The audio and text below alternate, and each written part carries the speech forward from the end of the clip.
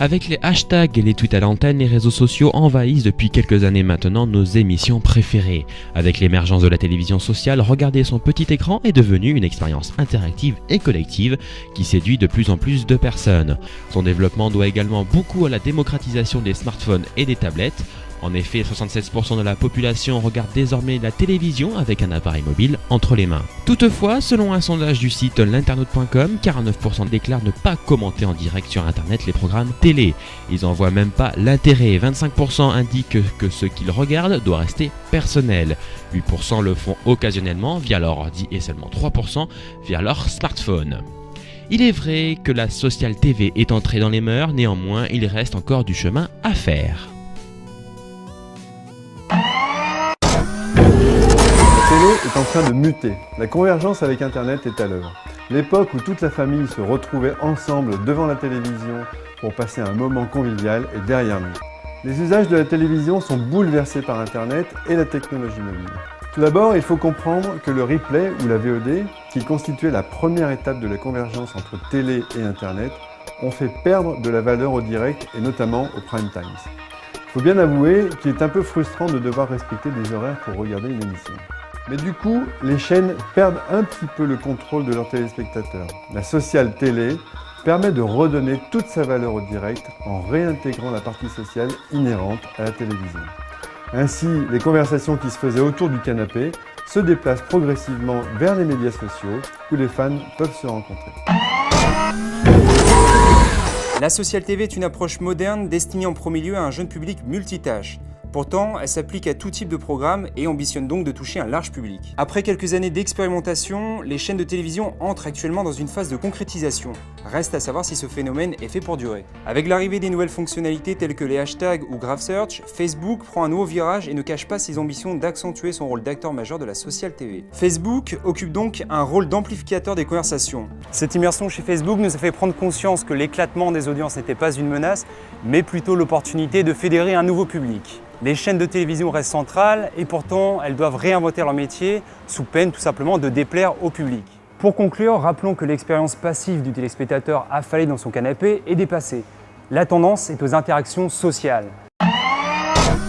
Voyons à quoi ressemble la télé interactive. Pour commencer, oublions tout de suite l'idée reçue que la télé interactive, c'est la possibilité d'entrer dans les jeux télé ou de changer la fin du film. Non, la télévision interactive de demain, c'est la possibilité pour chacun de diriger son propre paysage audiovisuel. Si aujourd'hui votre télé a tendance à vous transformer en légumes, comment va-t-elle faire pour vous réveiller? C'est simple, grâce à la révolution numérique. Qui va réveiller le téléspectateur qui sommeille en chacun de vous. Cette fusion entre la télé, l'ordinateur et le téléphone, c'est ce qu'on appelle les fameuses autoroutes de l'information. Elles nous permettront de recevoir jusqu'à 500 chaînes. Qui va contrôler les autoroutes de l'information? On nous dit que le téléspectateur sera son propre directeur de programme. On TV. Le transmédia, c'est une nouvelle façon de raconter une histoire ou de livrer un message. L'idée, c'est de pouvoir suivre une pub, un documentaire ou une fiction sur différents supports en même temps, comme votre télé, votre PC, votre smartphone, mais aussi la radio ou la presse, et de participer à l'évolution de l'histoire n'importe où, n'importe quand, seul ou avec vos amis. Prenez Noémie. Fan de petits animaux inoffensifs comme les chiots, les chatons ou les bébés pieuvres, elle s'est prise de passion pour Il faut sauver Gerbille, une série qui raconte l'histoire d'un hamster nain qui a pour mission de sauver la planète d'une invasion de suricates en colère. Le problème, c'est que Gerbille a disparu, et c'est là qu'intervient le transmédia. En fait, en utilisant tous les supports à disposition, Noémie va pouvoir aider les amis de Gerbille à mener l'enquête. Par exemple, si elle a pensé à une nouvelle stratégie pour faire avancer les recherches, elle peut se rendre sur findthehamster.com, un site web relié à la série, et proposer son plan génial aux autres spectateurs.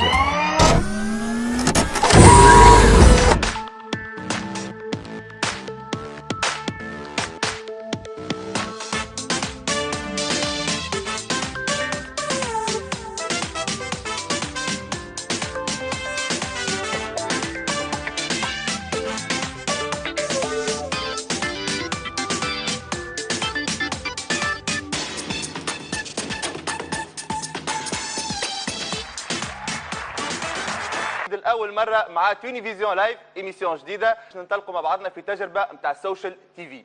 هالتجربة هذه تبدأ على شاشة التلفزيون لكن تتواصل معاكم في جو تفاعلي. الجماعة الكل حضروا لي بي سي نتاعكم، حضروا لي كونت فيسبوك، حضروا لي كونت تويتر، حضروا لي كونت انستغرام، مش تعديوا معنا سهرية حلوة، تتفاعلوا معنا وتعديوا معنا وقت حلو. انتم تخلقوا البرنامج مش فقط تتفرجوا عليه.